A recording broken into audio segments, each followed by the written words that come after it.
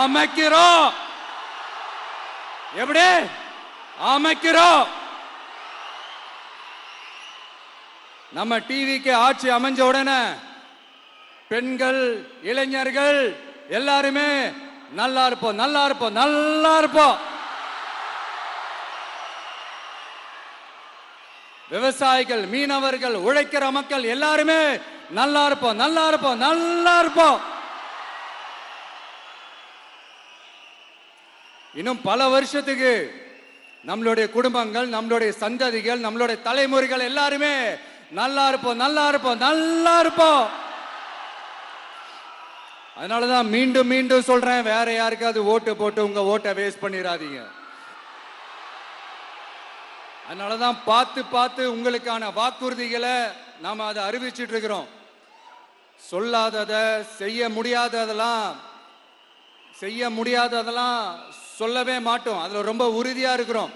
சொல்லாததை செய்வோம், அது வேற விஷயம். ஆனா செய்யறத மட்டும் தான் சொல்லுவோம். யங்ஸ்டர்ஸ், விவசாயிகள், மீனவ, இந்த மாதிரி பல திட்டங்கள் இருக்கு, எல்லாத்தையுமே நிறைவேற்றுவோம். இந்த விஜய் அதை சாத்தியமாக்கி காட்டுவான். இதை நான் ஏன் இவ்வளவு ஸ்ட்ராங்கா சொல்றேன் அப்படின்னா, மக்கள் பணத்திலிருந்து ஒரு பைசா கூட தொட வேண்டிய அவசியமே எனக்கு இல்லை.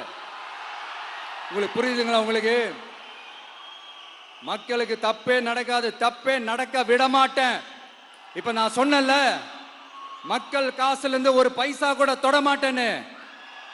அதை இப்ப ஆண்டுகிட்டு இருக்கிறவங்க, இதுக்கு முன்னாடி ஆண்டவங்க தில்லா சொல்ல முடியுமா? என்னை எதிர்த்துட்டு இருக்கிறவங்களால தில்லா, கட்ஸா, கெத்தா இத சொல்ல முடியுமா? நீங்க ஒழுங்கா ஆட்சி நடத்திருந்தா பெண்கள் பாதுகாப்பு ஏன் இவ்வளவு மோசமா இருக்குது?